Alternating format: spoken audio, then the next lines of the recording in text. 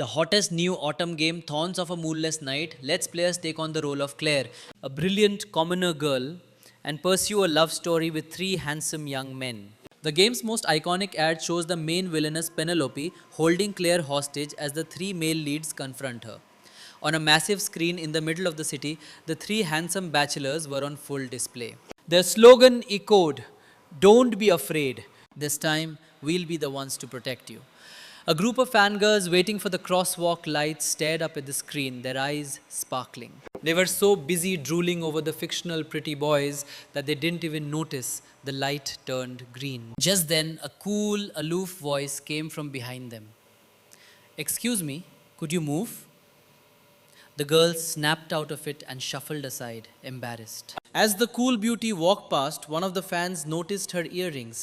"Hey, aren't those the limited edition earrings from Thorns of a Moonless Night? The ones you can only get if you're the number one player on the server?" The time was 6:38 p.m. on June 31st. A light rain began to fall as the woman walked alone down the street. Her phone buzzed. It was a survey from the game developers sent exclusively to the top ranked player, promising a special gift upon completion. Question: Is this your first Automi game? Question: How did you find out about our game? A friend recommended it. Question: Who is your favorite character in the game and why? Just then a notification popped up. A message from her mother. She tapped it and saw a photo of her little brother's birthday party. The message mentioned all the relatives had come over to celebrate. Staring at the happy family in the photo, she thought for a moment before typing her reply to the survey. "If I have to choose, I guess the villainess." Why is that? As she stepped onto the crosswalk, the next message from her mother made her freeze in place. She quietly typed her final answer. "Because I feel like we're a lot alike." Suddenly, the blaring horn of a speeding bus filled the air. She realized what was happening too late. With a sickening thud, she was thrown to the ground. On her shattered phone screen, her mother's last message glowed. "Don't bother coming home today. You just ruin everyone's fun." One last question appeared on the phone. "What do you hope to gain from the game?" With her last breath of consciousness, she whispered, "To be loved." A system voice followed. Data input complete. Data analysis complete. Generating compatible character. "Welcome to Thorns of a Moonless Night." Miss, a voice called out. She groggy opened her eyes, her head throbbing. She was in a completely unfamiliar room. "Lady Penelope, thank goodness you're finally awake." A girl dressed as a maid pulled back her bed curtains, her face full of relief. Apparently, the headache was because Penelope had been laying in a freezing lake in the middle of winter. The maid clucked her tongue. "I've worked here for 30 years and I've never heard of such a thing." She gently scolded her, reminding her to remember her status and not to do anything so improper again. The girl in the bed was completely lost. She had no idea what status she was supposed to have. The maid prompted her, "You are Penelope Ehart, the young lady of the most noble house in the entire kingdom outside of the royal family." From the day she was born, everyone had high hopes for her. She was supposed to inherit the title of Divine Maiden and bring honor to her family. But that dream shattered the day the title was given to someone else. Bitterness, jealousy, and resentment twisted her once pure heart. That was the beginning of the game story, and the beautiful, if childish face looking back at her was, without a doubt, the game's most despised villainess, Penelope Eckhart. "You've got to be kidding me," she thought, feeling incredibly wronged. If she had to be reborn in a game, why couldn't she be the heroine?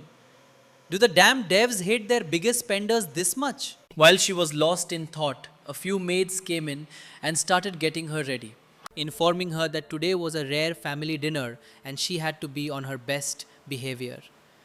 After a lot of fussing, a maid pulled back the curtain in front of a full-length mirror. Just moments ago, she'd been grumbling about what a 5-year-old could possibly do with her looks. But seeing her reflection, she had to admit, maybe there was something there. The maid's eyes were sparkling. One of them sighed. "Helen, the head maid is truly the best. She's made the young lady look absolutely perfect." But Helen shook her head. "No, it's not enough. Her hair is too poofy. There are too many bows, and these pearls should be aquamarines." Otherwise, it won't perfectly complement the young lady's beauty. She immediately sent the other maid scurrying off to find the right accessories. Penelope sighed internally. It's just lunch. Why is everyone making such a big deal out of it? Just then, her stomach let out a loud grumble. She threw herself at the headmaid, wrapping her arms around her. She was just so hungry. She hugged Helen's arm and put on her best puppy dog eyes. To her surprise, the headmaid whispered, "Cute," and promptly fainted, not waking up for a full 30 minutes. Turns out the headmaid had a major soft spot for cute little kids. When she finally came to and saw a prim and proper Penelope, she even started crying. My lady is all grown up. But at least it seemed like Helen genuinely cared for Penelope. But the person Penelope really needed to watch out for was the game's tyrannical duke, Derek Eckhart. In the game, her own brother was responsible for at least half of the misery that led to Penelope's death, perhaps as a way to show his righteousness. As siblings, they couldn't avoid each other forever. But Derek spent most of his time training with the knights. If she was careful and didn't provoke him, lost in thought, little Penelope suddenly bumped into someone. Rubbing her head, she looked up and saw him. Her own brother Derek. Great. Just great. Little Penelope told herself to stay calm. Right now, Derek was only 10 or so. No matter how ruthless he became in the future, that was still years away. All she had to do was be careful. With that in mind, she plastered a bright smile on her face and chirped, "Greetings, esteemed brother." Derek, however, didn't seem to recognize her at all. He picked her up by the collar like a kitten and asked quizzically, "What is this thing?" He called her a thing. Penelope couldn't stomach that. Her eyes turned red as she flailed her arms and legs, trying to fight him, but she couldn't reach a thing. Just then, a maid rushed over to intervene. "Young master, have you forgotten after being away for 4 years? This is Lady Penelope, your younger sister." Derek's eyes widened in recognition. Oh, right, the ugly one. His last memory of Penelope was from when she was a wrinkly newborn. Penelope was fuming. "You rude little brat," she screamed in her head. "Do you have any idea who I am? The one who pays the devs' salaries and the devs made you. Do the math. That makes me your grandpa." She fantasized about giving her new brother a good smack. Suddenly, Derek pinched her cheek hard, and little Penelope's eyes filled with tears. "Young master, what are you doing?" the maid cried out. Derek narrowed his eyes. "I have a feeling she's cursing me out in her head." The maid quickly scooped Penelope into her arms. "The young lady is on her way to breakfast. Would the young master like to join her?" Hiding in the maid's arms, Penelope shot him a glare. "You little jerk. Next time I'm not buying you that premium gem pack." Derek replied that he had just returned and needed to greet their mother first. The word mother shocked Penelope. The Duchess Ehart, she was never even mentioned in the game. If she could get her mother on her side, her chances of surviving Derek would be much, much higher. She couldn't miss this opportunity. "Wait for me," she shouted after him. "My $100 gem pack. I mean, wait for me, brother Derek." Penelope ran as fast as her little legs could carry her, but the hallway was so long. She suddenly felt how short her legs were. She remembered the in-game Penelope being a tall, stunning beauty. Why were her childhood legs so short? Derek could cover in one step what took her 3. It wasn't fair. He was only 5 or 6 years older than her.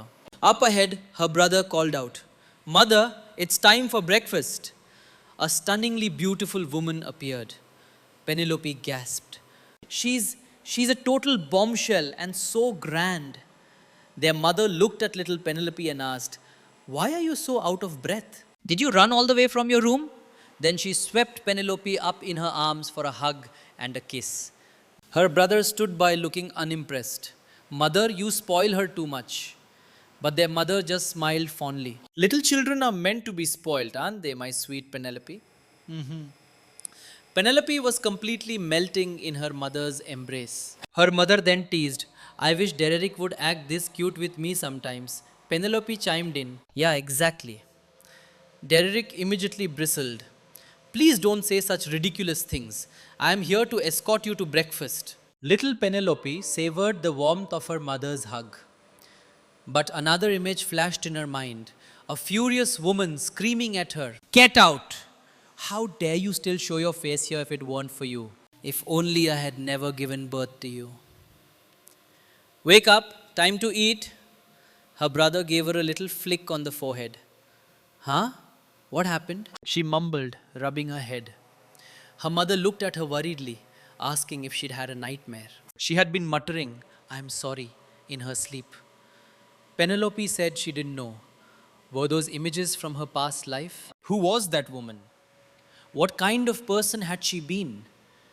When she tried to remember more, it was like hitting a wall, nothing. Her mother asked gently if she was still feeling unwell from her dip in the lake. Penelope reassured her, deciding not to dwell on it for now. The rest of the meal passed cheerfully with the siblings playfully bickering. After they finished, their mother asked Derek why he'd returned so suddenly. He explained that the God's Miracle Day was next month. Hearing that, Penelope asked what God's Miracle Day was. Her mother explained that it was a festival held by the Temple of Ernest every 5 years, where the future heirs of the great noble families gathered to hear the God's will. Ernest. The name sounded familiar. The Temple of Nest. Penelope racked her brain. Wait, wasn't that the game's announcement board? She remembered the in game pop ups. "Dear players, it's your daddy here. So sorry that the latest update ruined your game experience. Here's some useless junk as compensation. You'd better not complain." An idea sparked in Penelope's mind. If she went to the festival, maybe she could communicate with the game developers and find a way back home. "I want to go too," she declared. Her brother suddenly stood up, leaned in close to her, and said in a low voice, "I just said that only the future heirs of each family can attend. Are you saying you want to challenge me for the position of heir to the HR family?"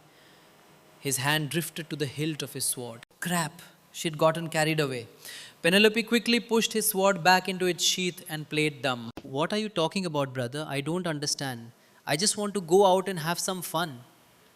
"Mom, save me," she pleaded silently. As if on cue, her mother began to cough violently, drawing everyone's attention. A maid rushed over, panicked. "Gin's tea? The doctor specifically told you not to drink ginseng tea?" Penelope had assumed her mother was just faking it to help her. But hearing the maid's words, she realized her mother was truly sick. Why didn't the Duchess ever appear in the game? The question popped into her head again. No, maybe she had. In the game, there was a scene where Penelope grabbed her brother's collar and demanded, "Why are you so good to that woman? Have you forgotten what happened to Mom? It's all her fault."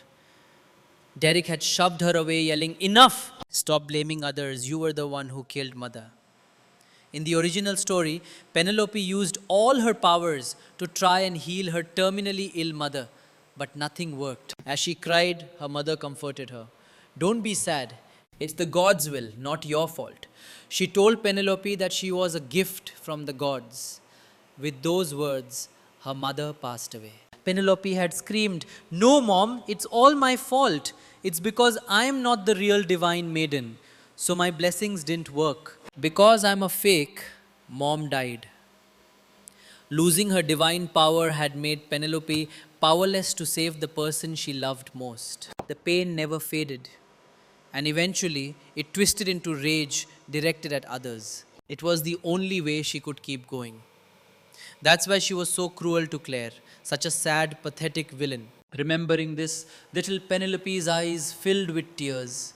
Her mother hugged her tightly, wiping them away and asking if Derek had scared her. Looking at her kind mother, Penelope thought, "This loving woman in front of me doesn't have much time left." She hugged her mother even tighter. Her mother, thinking Penelope was admitting to being scared, then asked, "Do you really want to be the heir that badly, Penelope?" Penelope answered absent mindedly, "What if I said yes?" Her mother paused, then said playfully, "Well, then we'd have to hire a lot of tutors for you. If I had my way, I'd want you to grow up far from all this conflict, happy and safe. You could study whatever you're interested in, find a job you love, and marry someone you love and start a family. If being the heir is what will make you happy, then you should fight for it. Whatever you choose, your mother will always support you." She added that surpassing Derek wouldn't be easy and she'd be cheering for both of them. Suddenly, little Penelope shot up and ran out the door yelling, "No! I don't want that ending!" The hands that had so gently stroked her hair belonged to a woman who would be dead in a year. She refused to accept that ending. She ran so fast that the maids couldn't stop her. Not until she burst into the training grounds in the courtyard. Her brother Derek was there with a group of knights practicing archery. When she suddenly ran in, an arrow nearly hit her, but Penelope stood her ground, her face filled with a new resolve. This time, she thought, I won't make the same mistakes. Derek realized the intruder was none other than his eccentric little sister. Are you okay? He asked, rushing over. A handsome young man training beside him stared at Penelope's face. Am I seeing things? The young man wondered. The look on that child's face. Can a 5-year-old really look like that? Derek, however, didn't notice anything unusual. He grabbed her head, checking for injuries. When he saw she was fine, he grabbed her arm and lifted her up. This is not a place for you. Go back, he said angrily. Penelope knew she couldn't leave. She had to find a way to contact the developers and save her mother. Throwing her pride to the wind, she put on an innocent smile, held out her little hands towards Derek, and pouted. Brother, carry me. The entire training ground went silent. Derek just stared at her, completely baffled. Penelope herself was cringing so hard she wanted to throw up. This is so embarrassing, she thought. But right now her cuteness was the only weapon she had. The handsome young man looked on in shock. The Eckhart family. I didn't realize they were the loving siblings type. He had assumed the cold and ruthless Derek would never be swayed by something like this, but he was wrong.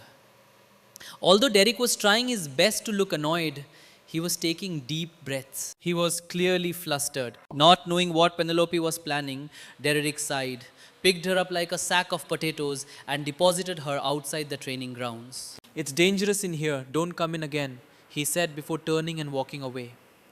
Little Penelope stomped her foot in frustration, but then she thought, at least the current Derek didn't seem to hate her as much as his game counterpart did. That was a good sign. If she could talk to him, she could raise his affection level. He shouldn't underestimate a veteran player like her.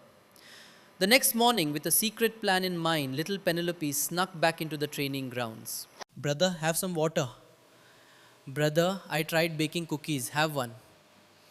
Brother, be careful when you train. Don't get hurt. I'll worry about you. Little Penelope's sweet voice echoed across the field. Derek was so flustered that he kept messing up, even nearly breaking his sparring partner's arm. He had reached his limit. Just then the handsome young man suggested, just let her watch from the side. It's not like it'll kill you. Swords and magic don't have eyes, Derek retorted. This is no place for a little girl. The young man smirked. You're just worried about her but too stubborn to admit it. Just then, little Penelope ran over, holding another box of mysterious goodies for her brother. At that exact moment, a young apprentice magician, guided by his master, successfully cast his first spell. And as luck would have it, the ball of magic flew right towards Penelope. Everyone gasped, but in a flash, a hand shot out and blocked the spell. With a loud boom, the magic was deflected into a nearby bush, sending dirt flying everywhere. Penelope Eharth, I warned you, it was dangerous here. Her brother's cold voice cut through the air. Penelope opened her eyes to see a large bloody gash across his palm. From that day on, a sign hung on the iron gate of the training grounds. Penelope not allowed. Little Penelope squatted outside the gate, feeling helpless. It wasn't like she'd gone in completely unprepared. She had a defensive spell ready, but she never imagined her brother would jump in front of her to take the hit. Now forget raising his affection level. She'd be lucky if he didn't hit her. Just then, the gate creaked open and a young lady walked out. Penelope immediately ran up to her. Is my brother okay? The lady reassured her. It was a light attribute spell, so the damage isn't too severe. Don't worry, it won't affect his daily activities and he should be fine for the God's miracle day. He just probably won't be able to make the trip to the Mirkwood forest next week. The Mirkwood forest? Penelope asked, curious. The lady explained, it's a high risk monster forest that the Echart family manages. Every summer, the monsters there become incredibly violent.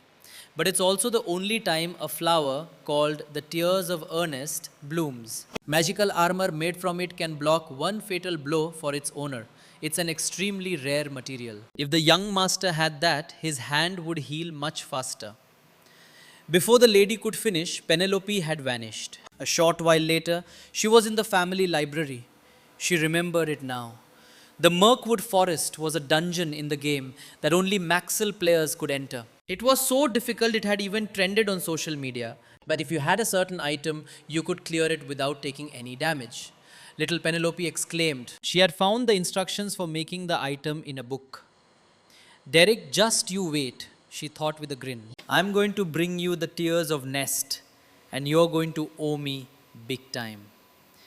That afternoon, two tearful maids came to the training grounds looking for Penelope. They hadn't seen her since the morning. The young lady who had spoken to Penelope earlier suddenly palled. I told her about the tears of Ernest this morning. Don't tell me she went to the Mirkwood forest. Derek's face went white. Did Penelope go to get the tears of Ernest by herself as an apology? Without a second thought, he took off running. By nightfall, Derek was deep in the Mirkwood forest, frantically searching for Penelope. Suddenly, a monster the size of a small hill covered in black fur with glowing red eyes appeared before him. It's a highly aggressive level 6 monster, a red lion. If Penelope ran into this thing, he thought, his heart sinking. Just then he saw a glove pinned under the monster's paw. It was one Penelope always wore. Derek's mind went blank. After a fierce battle, Derek defeated the beast. He picked up his sister's glove, clutching it tightly, overcome with guilt.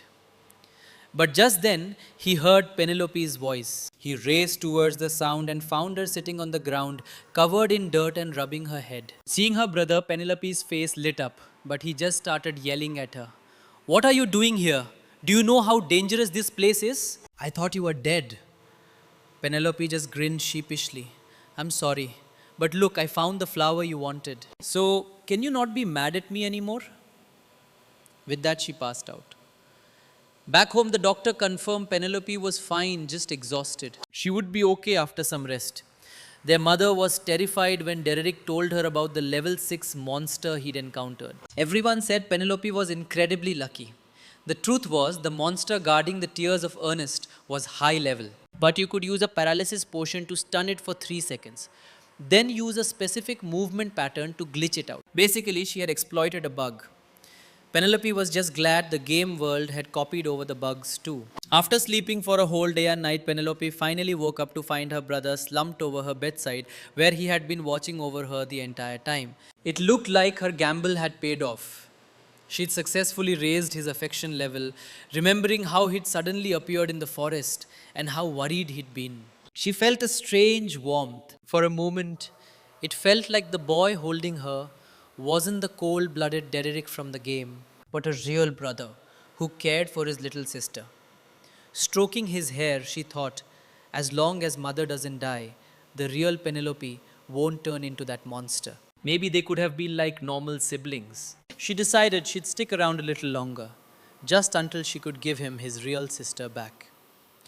The god's miracle day finally arrived, and Penelope got her wish. Derek brought her along. Nobles arrived at the chapel district in fancy carriages, while commoners could only watch from the outskirts. Penelope was determined to sneak into the main sanctuary, so she used the classic, I have to use the bathroom excuse. But her beautiful guard said the young master had ordered him not to let her out of his sight. Little Penelope's face turned green. Are you going to follow me into the bathroom too? She shrieked. The crowd immediately turned on the guard, whispering and shaking their heads. Mortified, the guard had no choice but to let her go. As she rounded a corner, she heard a shout, You little brat! You got my shoes dirty! Curious, she peeked around and saw a chubby noble yelling at a little commoner girl who had accidentally stepped on his shoe. Other nobles nearby were muttering about why a commoner was even in this area. I didn't mean to, the little girl stammered, apologizing over and over, but the other nobles just egged the man on. The chubby noble raised his hand to strike the girl, but Penelope ran out and shielded her. I'm so sorry, she said to the nobles. This is a distant relative of mine who has been living abroad. If she offended you in any way, I apologize on behalf of the Echart family. If my apology isn't enough, my father can pay you a personal visit in a few days. Hearing the name Eharth, the man palled. The ruthless Duke Eharth? No, no, that's not necessary, he stammered. He and the other nobles scattered in an instant. The little girl thanked Penelope profusely, asking for her name. Her hand was bleeding and she accidentally stained Penelope's dress. But Penelope didn't mind and even helped her bandage the wound. After that, Penelope remembered her urgent mission and quickly said goodbye. Not long after Penelope left, someone came looking for the little girl. Her name was Claire. It was her mother who scolded her, saying this wasn't a place for people of their class, and quickly pulled her away. Mom, Claire said, looking back, I think I just saw an angel. Walking away, Penelope had no idea what had just happened. She just felt like that girl looked familiar. Maybe she was some NPC. After a long journey, Penelope found herself outside the main sanctuary, trying to climb in through a window. Her short legs scrambled for a foothold when she accidentally stepped on something soft. A man's voice said, Excuse me, miss. And Penelope was so startled she fell. The man caught her easily, smiling. I thought a little kitten had fallen. Penelope looked up and her jaw dropped. It was Callisto da Vincere, the empire's one and only crown prince. He was the game's poster boy, a certified genius of lightning magic. He was working with the heroine to weaken the nobility and fight for commoners' rights. Over the course of the game, he falls for the strong-willed and clever heroine. A child version of the prince had never even appeared in the game. What was he doing here? Just then, she heard guards approaching. Oh crap, she thought. My apologies, I have urgent business to attend to. Please, I'm sure this won't be our last meeting, he said with a smile. Penelope's face turned beet red. Who could handle that? She took off running before the guards could see her, but her heart was still pounding. No wonder he's the center character. He's so smooth, and no wonder the original Penelope fell for him. She was hiding in a bush, her thoughts racing, when a patrol guard found her and yanked her out. This is a restricted area. What are you doing here? He barked. Before Penelope could explain, a beautiful, noble, and holy woman appeared before them. The guard immediately bowed, Holy Maiden. The holy maiden said Penelope was her guest and asked him not to trouble her. The guard, completely smitten, agreed at once and promised to stand guard outside for them. Penelope followed the holy maiden into the main sanctuary, marveling at the hidden room. So, is she one of the game developers? Just as she was about to ask, the holy maiden threw herself to the ground, hugged Penelope's legs, and started wailing. O Prankar, please forgive us. We didn't mean for this to happen. Penelope was completely bewildered. What was this act? Get up first, she said. Let's talk this out. I won't get up, the holy maiden sobbed. Let go of me. No, not until you forgive me. After a bit of struggling, Penelope lost her patience. She balled her fists and gave the wailing woman a few good smacks. After that, the holy maiden, sporting a few bruises, finally admitted that she was in fact one of the game developers. A female developer? Penelope asked, looking at her flawless beauty. With that beauty and grace, are you the lead artist, Yuxi? The holy maiden shook her head. No, I'm the planner, Jean, and I'm a guy. He then peened. Don't I look great in this form? I begged Yuxi to draw it for me. Big-chested beauties are the best, right? Before he could finish, Penelope had him in a chokehold. You damn Dev, I'll kill you! As Jean started foaming at the mouth, Penelope snapped out of it. Sorry, she said, letting go. For some reason, my body has an uncontrollable urge to murder anyone who says the word planner. Penelope figured that even if he was the most unreliable one, at least She'd made contact with someone from her world. She smiled sweetly. You're going to explain everything to me now, right? The terrified holy maiden nodded frantically. Okay, I'll tell you everything. After a bit more intimidation, the pitiful holy maiden spilled the beans. The game company was trying to break into the immersive VR market and had given their top player her the only beta testing spot. But there was a small accident. To meet the summer launch deadline, the entire development team had been working insane overtime for 3 months straight. When their overtime pay kept getting denied, the programmers smashed the main server. And that's exactly when she had abnormally logged into the game, resulting in her current situation. Jean said he was just as confused as she was. But one thing was certain. This world was no longer under their control. It had become a world created solely for her. He asked if she had made any kind of wish to the system when she received the invitation code. When Penelope tried to remember, it was like the memory was blocked. She told Jean that since coming here, she had lost all her personal memories. But she still had her modern day knowledge and game experience. She just didn't know who she was or what kind of life she had lived. She asked if he knew anything about it. Jean explained that if she had lost her memories here, there was only one possibility. She herself didn't want to remember them and had willingly discarded them. And also he added, "We are counting on you for the second half of the year's revenue." Penelope shot him a look that said he was asking for another beating. Then she held out her hand. "Give me the divine power." She told him there was someone she wanted to save. Jean asked if she meant a character from the game. Penelope told him that to the developers, the characters might just be bugged data. But to her, their warm hugs and genuine emotions felt all too real. As long as she was in this world, she didn't want to see anyone die in front of her. She wanted the power to help them.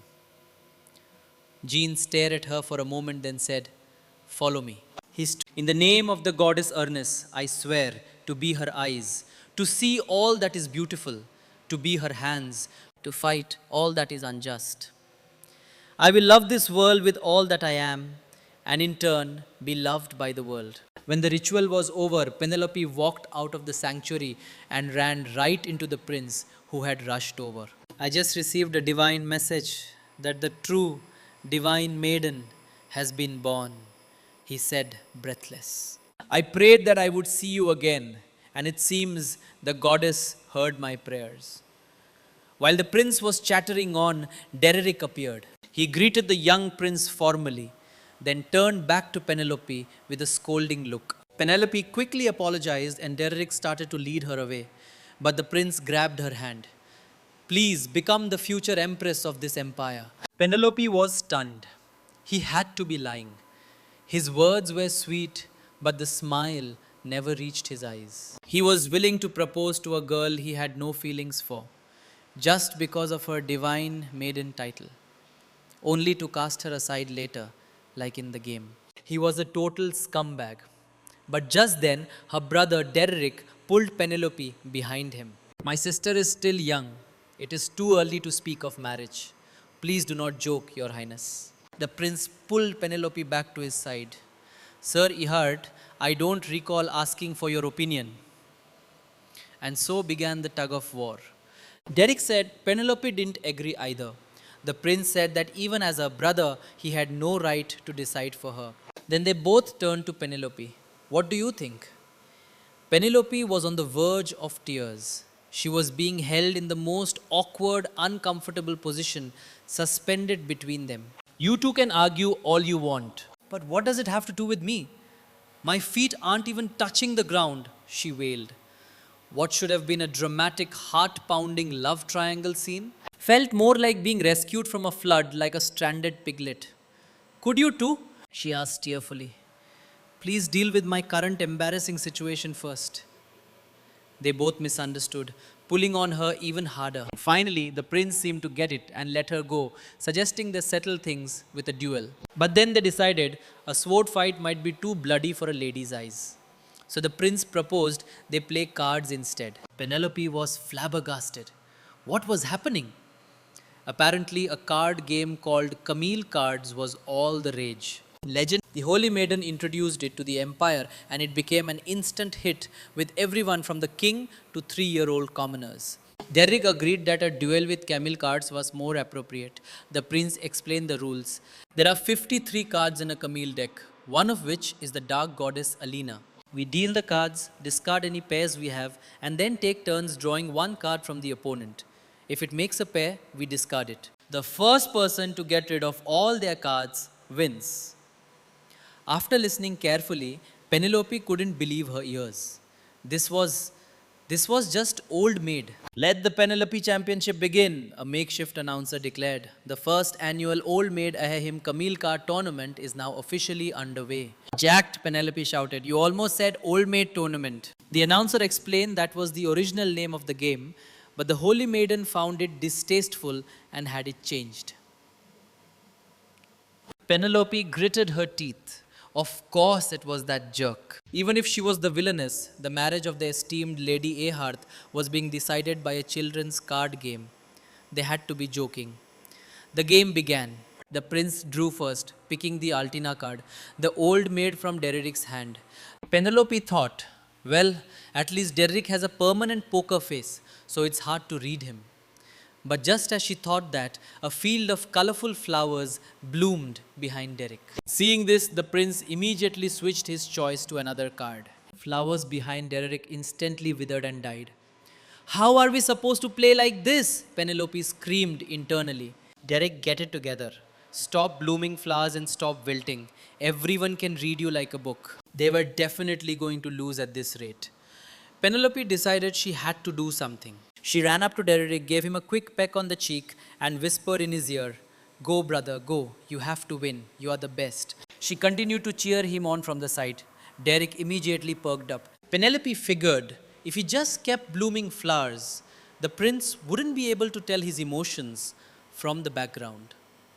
A minute later, the prince won anyway. Penelope realized that Derrick had been drawing the old maid from the start. The guy only ever drew the middle card. The prince was about to gleefully declare his victory when Penelope shouted, "Wait! The teachings of the goddess state that a person's marriage should be their own decision. Isn't it a bit rash for even a brother to decide without her consent?" She took off her glove and slapped it on the table. She was going to play the next round herself. The prince said he would be honored. Penelope thought she had the element of surprise this time. She wasn't a master, but at least her background wouldn't sprout flowers. On her very first draw, she picked the old maid. The exact same thing that happened to Derrick happened to her.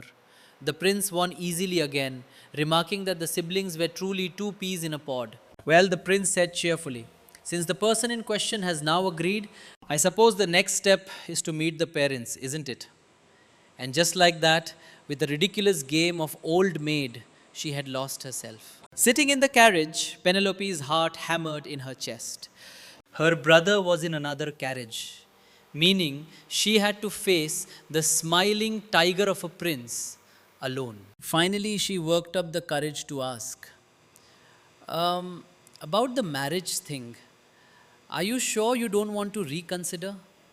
We only just met today." The prince replied, "Many noble couples don't meet until their wedding day. Don't worry about it. But I think I'm still too young." "That's fine. We can get engaged first. I need my parents' consent. Aren't we on our way to the Eckhart estate right now?" The prince had an answer for everything. Finally, she blurted out, "But I don't even like you." An awkward silence filled the carriage. Was that too direct? Penelope quickly tried to backtrack. "I'm sorry. What I mean is," suddenly, the prince's expression turned cold. "And what does that matter?" Penelope froze. The prince continued, "It seems you fail to understand the nature of this marriage. Every 20 years, a divine maiden is born and granted power to bring hope to the people of the empire. This power can be used in almost any field. If it were to fall into the hands of another nation, it would bring misfortune to our people. Therefore, marrying the divine maiden has always been the best way to maintain stability. Do you understand? The purpose of this marriage is the long-term security of the nation. Whether or not we love each other is completely irrelevant. I can give you time to process this, but I hope you understand. that the empire will not tolerate anything that threatens its stability. Then, just as quickly, his smile returned. Of course, after we are married, you will live in the highest luxury. Please rest assured on that point. He then asked, "Are you all right? You look quite pale." Just then, the carriage arrived at the gates of the Echart estate. The prince gallantly helped Penelope down. She was still in shock. This man was nothing like the prince she knew from the game. The Callisto who was with Claire was gentle and kind, but the man who had just spoken to her was without a doubt threatening her. If she refused, she might trigger an early death ending and could even endanger her new family. What do I do? The three of them walked into the courtyard together. I have known the Duke for 2 years, but this is my first time visiting his estate, the prince remarked. You've met my father, Penelope asked, thinking. That makes one of us. Yes, he's a mentor of sorts to me, the prince replied. I've often heard him speak of how poised and beautiful Lady Eckhart is. I hope my sudden visit isn't too rude. Just then, Penelope spotted her mother up ahead, holding a shovel and digging a hole. Penelope noticed some food in a maid's hands nearby, took a bite, and immediately spit it out. It was awful. It turned out her mother had gone to a tea party where all the other noble ladies were sharing stories about things they had handmade for their children. Inspired, her mother had tried to cook for her kids, but the result was a culinary disaster. She was trying to bury the evidence before they got home. When her mother offered the leftovers to Derek, he politely declined, saying that the best way she could show her motherly love was by not cooking. His mother looked heartbroken. You don't love me anymore. The prince standing nearby was trying very hard not to react. Penelope turned to him. So, what do you think of the poised and beautiful Duchess Ehart on your first meeting? Prince just gave a polite, non-committal smile. This guy is such a hypocrite, she thought. Her mother finally noticed the guest Penelope had brought home. Oh, he's so cute. What's your name? She cooed, patting him on the head. When the prince introduced himself, her mother froze. The crown prince? Penelope quickly explained they had met at the festival and just hit it off. Suddenly, the prince stood up, bowed to her mother, and said, Madam, I will be direct. I hope you will consent to my marriage with Lady Penelope. We are the perfect match, destined by the goddess herself. Her mother snapped out of her shock. But you're both so young. You should talk about these things when you're older. Penelope hid behind her mother, sticking her tongue out. That's right, Mom. Tell him. And then dumped that pot of mystery gunk on his head. The prince pressed on. Please believe me, this will be the most advantageous match in the empire. Lady Penelope has just received her divine power. By joining the royal family, her power can be used to its greatest potential. It will also be incredibly beneficial for foreign diplomacy. I have already drafted a 10-year political plan, which I will now explain to you. At that moment, her mother's expression shifted wildly. She grabbed the nearest pot, pan, and chair and started chucking them at the prince, even trying to punch him. Shut up! I don't understand a single word you're saying. I said no, and I mean no. The prince dodged everything gracefully, looking flustered. Duchess Echart, please calm down. If there is something you don't understand, you can just ask. But just then, the pot full of mystery food flew through the air and landed squarely on the prince's head with a loud clang. Penelope and her family froze in horror. Your Highness, are you all right? The mysterious goo from the pot dripped down his hair. The prince touched a finger to it, brought it to his lips and tasted it. Disgusting, he said flatly. Luckily, the prince didn't seem angry. He just smiled and said he wouldn't be able to go home tonight and would need to borrow their bath. Penelope marveled at his self-control. Later, Penelope wanted to try using her new divine power to heal her mother's illness. Her mother insisted she was fine, but couldn't refuse Penelope's pleading look. Penelope led her to a room and had her lie down. Focusing intently, Penelope channeled her divine power and began the healing. Her mother said it felt very soothing and soon fell asleep. Penelope continued late into the night using all her strength. But she found that no matter how much she healed, the sickness just kept regenerating. She was reaching her limit.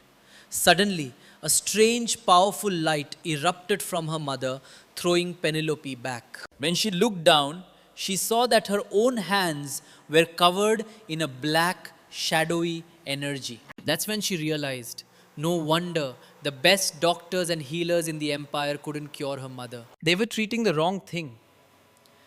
This wasn't a disease, it was a curse. Who would place such a vicious curse on her? With her current power, Penelope couldn't hope to fight it. Just as she was about to wake her mother and ask, there was a knock on the door, she thought. The black marks on her hands wouldn't fade away that quickly. How was she going to explain this? Derek walked in, wondering why their mother had fallen asleep with the window open. He didn't see Penelope in the room, but then he heard a noise from the balcony. He whirled around, wondering who was there. Hiding on the balcony, Penelope stared at the marks on her hands. My mother's sudden illness. Was this why the in game Derek misunderstood the original Penelope? Her brother, sensing something was wrong, came out to check. Deciding to take a risk, Penelope leaped from the balcony onto a large tree branch. But as luck would have it, her new perch gave her a perfect view into the window of the room below, where the crown prince was currently taking a bath. Their eyes met. The awkwardness was palpable. The prince was the first to speak. May I ask what you are doing? Hanging precariously from the branch, Penelope managed a weak smile. If I said I was moon gazing, would you believe me? Does moon gazing require such an unusual posture? The prince asked, embarrassed. Penelope scrambled onto the branch properly, sitting with her back to him. The moon is beautiful tonight, she declared. Lady Eckhart's hobbies are certainly unique, the prince remarked dryly. Mind your own business, she thought. Was she supposed to stay like this until the marks on her hands disappeared? Then an idea came to her. Your Highness, she said, can I ask you a question? If the divine maiden wasn't the daughter of the Eckhart family, but just a commoner, would you still try to force her into marriage? The prince rose from the bath. Do you think I'm interested in you because of your noble status? He picked up an expensive bottle of hair oil from a nearby shelf. This cost 17 gold coins a bottle. A commoner in the empire lives on less than 10 gold coins a year. Nobles shouldn't enjoy such luxury without paying a price. A loveless marriage in exchange for a lifetime of wealth and comfort. Is that really such a bad deal? As long as you don't tarnish the nation's honor, I won't interfere with your life after we are married. I hope you will think about it and give me your answer tomorrow. Please make the right choice. Just as the prince finished dressing, he noticed Penelope was still staring at him. Do you normally watch people get dressed? He asked, annoyed. Penelope quickly said she was just thinking, but she also felt a sense of relief. It seemed the prince wasn't completely unreasonable. There might still be a way out of this. About the engagement, she said firmly, I must respectfully decline. The prince sighed. I see. Don't sigh just yet, Penelope continued. I am not trying to shirk my duties as a noble. There are many ways to fulfill one's duty, and marriage isn't the only one. She held out her hand. I can promise you that my divine power will only ever be used for the good of the empire. But in return, I hope you will lend me your aid when I need it in the future. And why should I trust you? The prince asked. Penelope admitted. All right, I need the power of the royal family to help me investigate something. A relationship based on mutual benefit is the most reliable, don't you think? The prince laughed. You are far more interesting than I remember. He agreed to her proposal. Then, as allies, Penelope said, raising her hand, can I offer you a small piece of advice? When the prince agreed, she reached out and flicked him on the forehead. What kind of environment did you grow up in anyway? The prince rubbed his head confused. Penelope continued, if you don't like something, say so. If you don't want to smile, don't. You have to express your true feelings so that people can understand you. And if you ever meet someone you genuinely fall for, you'd better not treat them like this, okay? The prince fell silent, thinking, no one has ever said that to me before. His parents, the ministers, the public, everyone always reminded him to act like a prince. This was the first time someone had told him to be honest with his feelings. He smiled, a genuine one this time. Penelope, he said, grabbing a lock of her hair, do you want to hear my honest opinion? If I had to choose, I think gold hair is cuter. The next day, Penelope hitched a ride into town with the prince. After they arrived, she told him she would write to him in a few days about the favor she needed. Are you sure you'll be alright with just one maid? The prince asked. We'll be fine, Penelope said. Just then, her maid cracked her knuckles with a sound like thunder and punched the ground, shattering the cobblestones. The prince stared in shock. Right then, well, do be careful, he said, and the two parted ways. Penelope suspected the royal family might be involved with her mother's curse and needed to gather more information. She remembered that in the game there was no better place for that than a tavern. She found one in the city and walked in. Taverns were always the best places to gather intel in games. You might find the youngest ever knight commander hitting on a long lost archmage, or a wandering bard in the corner who was secretly the prince of a small kingdom. That little girl eating jam toast over there, she's probably 1,000-year-old witch. All the most powerful people in the world seem to hang out in taverns. It was a classic trope of the genre. Penelope decided to start asking around. Just then, an angry voice cut through the noise. Are you deaf? I said I want a drink. Get me a drink. Penelope looked over and saw a large man grabbing a purple-haired girl by the collar. But sir, the girl said timidly, you still haven't paid for your last drink. So what if I owe you a few coins? You looking down on me? The man snarled, shoving the girl to the floor. I'm sorry, I didn't mean it, she whimpered. Penelope recognized her. It was the same girl from the festival. Why was she always getting harassed by weirdos? Even the dialogue was almost the same. There are so many powerful people here, Penelope thought. Someone else will probably step in. It's better not to get involved. But then the girl spotted Penelope. Lady Eckhart, is that really you? Am I dreaming? She cried out, grabbing Penelope's hand. Penelope was completely thrown. Whenever I'm in trouble, you appear, the girl continued, her eyes wide with awe. Are you an angel? No, Penelope stammered. Look, you seem busy, so maybe I should just go. No, wait, the girl said. Just give me 1 second. I'll take care of this. She then picked up a fruit knife from the counter. The large man was still blustering.